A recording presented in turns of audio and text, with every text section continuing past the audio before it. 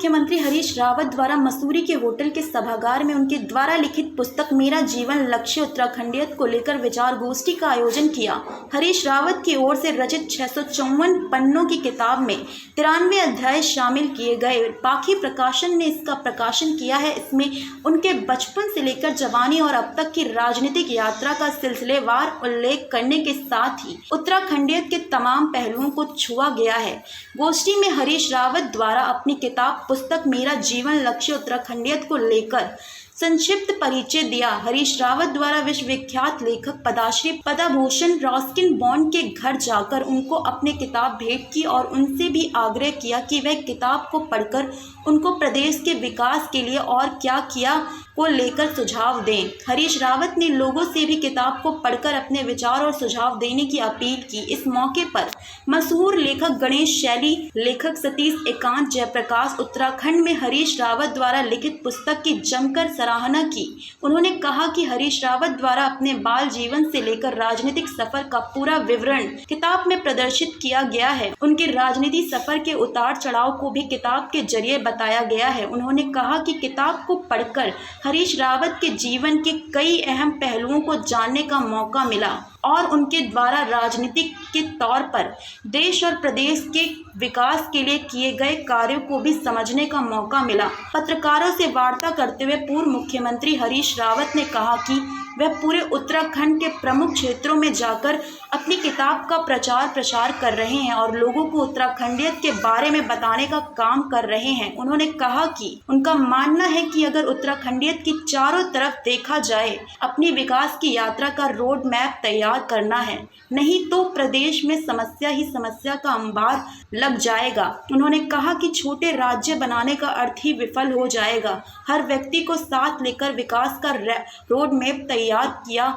यह परिकल्पना सार्थक नहीं हो पाएगी। इसलिए अपनी किताब के माध्यम से लोगों को बताने की कोशिश कर रहा है कि उत्तराखंडियत क्या है और इसके प्रथम चरण में उनके द्वारा क्या किया गया है, वे द्वितीय चरण के लिए सोच क्या है। उन्होंने कहा कि पहाड़ी उत्पाद, संस्कृति, कला, पहाड़ के जल जंगल जमीन को लेकर उनके द्वारा किताब में प्रदर्शित है। उन्होंने पुष्कर सिंह धामी की सरकार पर हमला बोलते हुए कहा कि अगर पुष्कर सिंह धामी की सरकार ईमानदारी से प्रदेश के विकास के लिए काम करती तो उत्तराखंड मिलेट मिशन के लीडर होते, परंतु 2017 के बाद लोगों ने मिशन को छोड़ दिया, जिससे उत्तराखंड मिलेट मिशन में देश में लीडर नहीं बन पाया। उन्होंने कहा कि जिस सांस्कृतिक राष्ट्रवाद की बात की जा रही है, आखिर संस्कृति क्या है। उन्होंने कहा कि भारत के अंदर ऐसे सैकड़ों हजारों परिवेश है, विभिन्न प्रकार की भाषा, बोलियां, संस्कृति आदि है, जिनका रक्षा होना जरूरी है, जभी भारत की सुदृढ़ भारत की कल्पना की जा सकती है। उन्होंने कहा कि उत्तराखंड में उत्तराखंड राज्य के प्रति समर्पित सरकार की जरूरत है। उन्होंने कहा कि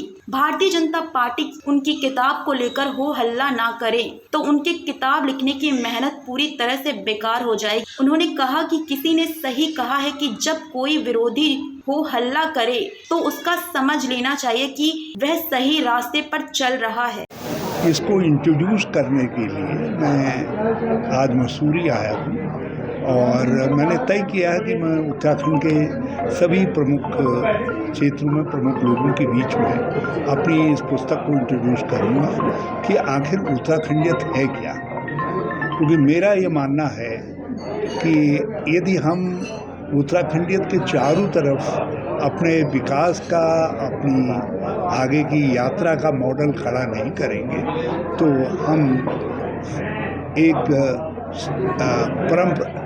स्टेरियोटाइप स्टेट के रूप में, ऐसे स्टेट के रूप में रह जाएंगे जिस स्टेट के अंदर प्रॉब्लम ही प्रॉब्लम होंगी। तो फिर छोटे राज्य बनाने का जो अर्थ था कि हर व्यक्ति को इन्वॉल्व किया जा सके और वो विकास का भागीदार बन सके, वो कल्पना सार्थक नहीं हो सकेगी। इसलिए मैं उत्तराखंडियत क्या है और इसका जो प्रथम चरण में मैंने क्या कहा है, द्वितीय चरण के लिए हमारी सोच क्या है, आगे के लिए उत्तराखंड के विकास की हमारी कल्पना क्या क्या मॉडल है, वो सब बातें मैं लोगों के सामने रखता हूँ। सर आपने अभी कहा कि पहाड़ी उत्पादों को लेकर भी आपने बात की। हाँ, ये पहाड़ी उत्पाद, पहाड़ी संस्कृति, पहाड़ी कला और यहाँ का परिवेश, जिसको हम जंगल, जल, जमीन, पानी आदि कहते हैं, ये सब इनमें समायोजित है। सर आज सरकार मिलेट्स की बात कर रही है, आपने तब अपने कार्यकाल में करी, तो आपको लगता है कि आपका जो कार्यक्रम था उस दौरान का आज सरकार उसको आगे बढ़ा रही है? यदि सरकार ईमानदारी से चली होती तो आज मिलेट मिशन के हम लीडर होते।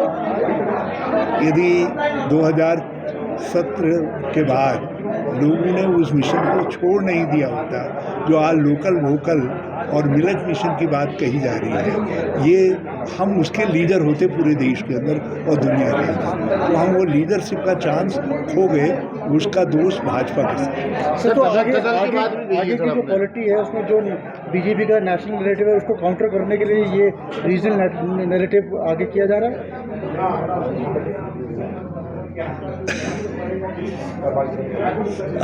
आपका प्रश्न बहुत लोडेड है और सत्यता ये है कि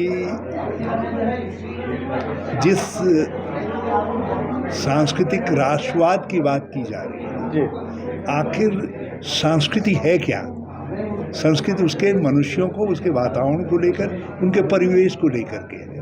तो हम यदि इस परिवेश की रक्षा नहीं करेंगे, और भारत के अंदर ऐसे सैकड़ों हजारों परिवेश हैं, भाषाएं हैं, बोली